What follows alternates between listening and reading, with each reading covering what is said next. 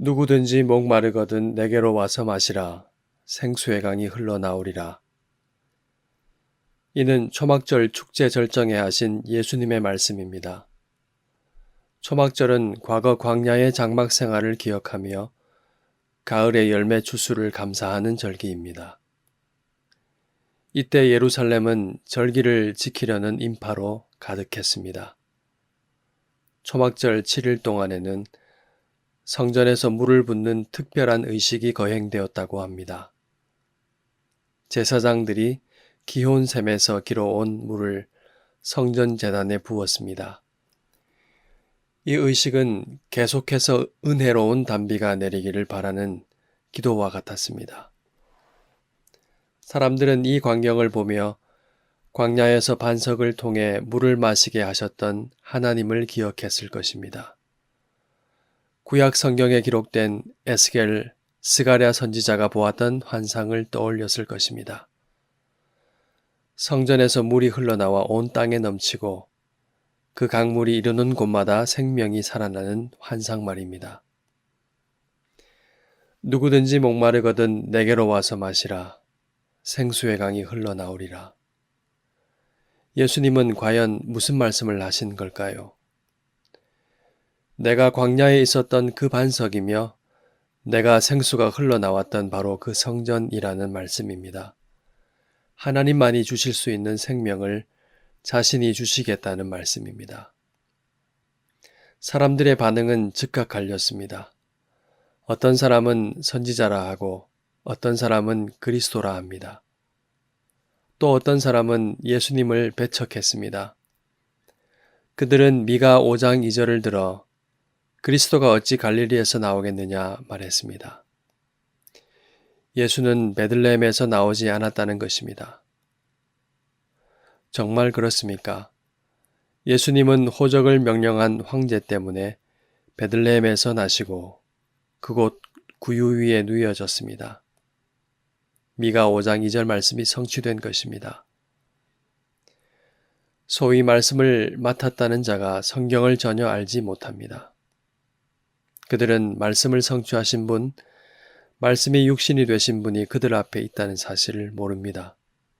그들은 구약 성경을 달달 외우면서도 말씀의 본질을 모르고 오히려 저버리는 사람입니다. 이는 그들이 하려는 것에서 잘 나타납니다. 그들은 예수님을 잡고자 했습니다. 그러나 손을 댈 수는 없었습니다. 보는 눈이 너무 많아서일까요? 아닙니다. 아직 때가 이르지 않았기 때문입니다. 주님은 내년 봄 6월절에 자신의 목숨을 십자가에서 내어주실 것입니다. 예수님의 말씀은 사람들의 생각을 뛰어넘습니다. 말씀을 근거로 사람을 죽이려는 사망의 생각을 초월합니다. 예수님은 생명이 흘러넘치게 하시려는 하나님의 뜻을 생각하십니다. 성령을 생각하셨습니다. 예수님은 십자가에서 자신의 생명을 주심으로 아버지와 자신을 영화롭게 하신 다음에 부활과 승천 다음에 오시게 될 성령을 생각하십니다.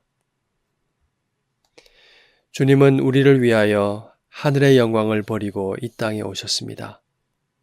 주님은 우리를 위하여 십자가에서 죽으셨고 부활하셨습니다. 부활하신 주님은 다시 우리를 위하여 하늘에 오르셨습니다. 승천은 우리 몸이 그리스도와 함께 하늘에 앉혀졌으며 머리이신 주님께서 지체인 우리를 그분이 계신 하늘에 이끄실 것이라는 보증입니다. 하늘에 오르신 주님은 땅에 있는 우리를 위하여 성령을 보내주셨습니다. 성령은 하나님의 영이시며 아들의 영이십니다. 아버지와 아들께서 당신의 영을 보내셨습니다. 성령은 우리를 위해 또다시 베푸신 하나님의 은혜입니다. 삼위 하나님께서 우리와 함께 하시며 우리를 영원히 위하십니다. 성령은 물 마시게 하는 영입니다. 생명으로 살게 하는 영입니다. 성령은 하나님과 교제하게 하는 영입니다. 우리는 무서워하는 종의 영이 아니라 아들의 영을 받았습니다. 우리는 예수님처럼 하나님을 아빠 아버지로 부르며 친밀하게 교제하며 기도할 수 있습니다. 성령은 교제와 기도 가운데 하나님의 말씀을 깨닫게 하시고 말씀을 따라 살도록 인도하십니다. 이 생수는 성령 안에서 지금도 흘러나옵니다. 그러나 저절로 마셔지지는 않습니다. 목말라 주님께로 나아가는 사람이 마십니다. 이 시대의 가장 무서운 영적 현실은 사람들이 목마르지 않다고 느끼는 것입니다. 생명을 줄 것처럼 보이는 물이 너무 많고 저마다 그 물을 마시고 있기 때문입니다. 콜라는 갈증을 시원하게 해소하고 빠르게 에너지까지 주는 것 같습니다. 그러나 그 물을 계속 마시다가는 건강을 해칩니다.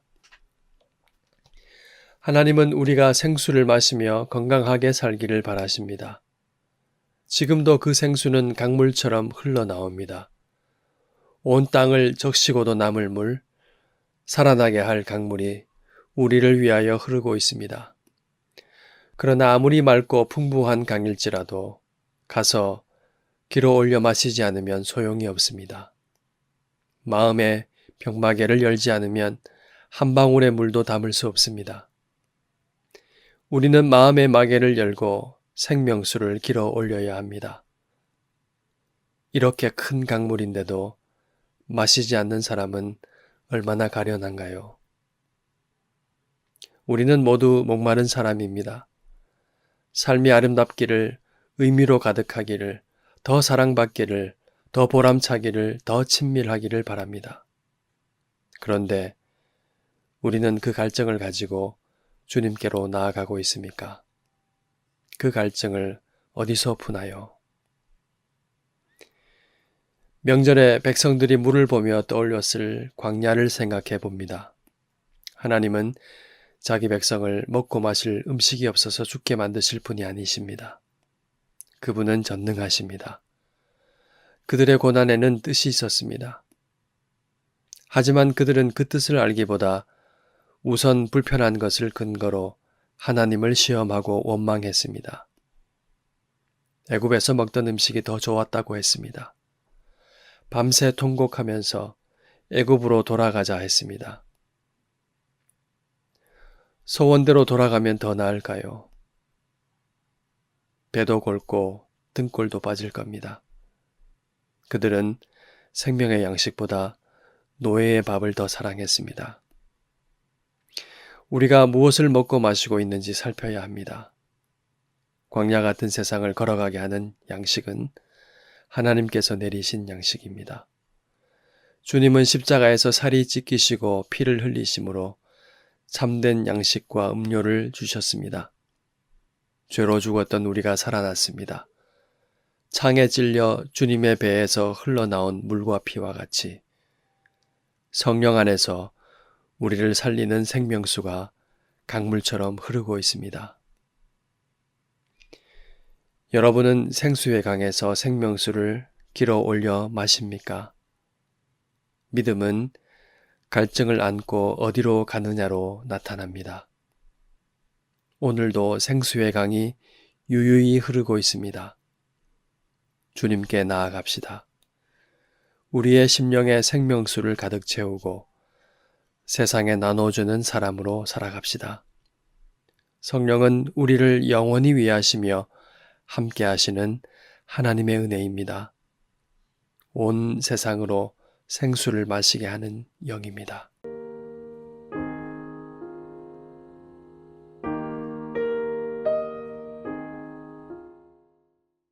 하나님은 우리를 고와 같이 내버려 두지 않으시고 땅에 사는 우리를 위해 아버지와 아들의 영을 주셨습니다. 그리하여 삼위 하나님께서 우리와 함께 하시는 은혜를 주셨습니다. 성령은 물 마시게 하는 영입니다. 생명으로 살게 하시는 하나님의 영입니다. 우리의 믿음은 갈증을 가지고 누구에게로 가는가에서 보입니다. 오늘도 생수의 강이 흐르고 있습니다. 함께 기도합시다. 세상이 주는 물을 먹지 않고 의에 줄이고 목마른 자 되게 하소서. 영혼의 갈증을 가지고 생수의 강이신 주님께로 나아가게 하소서.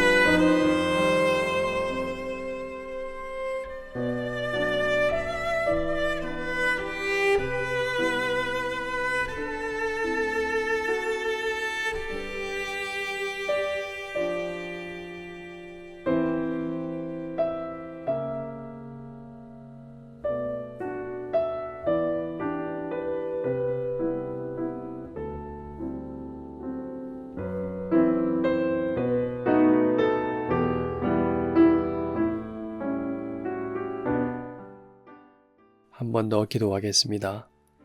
성령 안에서 생명의 양식을 먹고 마시며 주님과 교제하게 하소서. 주님께 기도하는 우리 되게 하소서. 기도하겠습니다.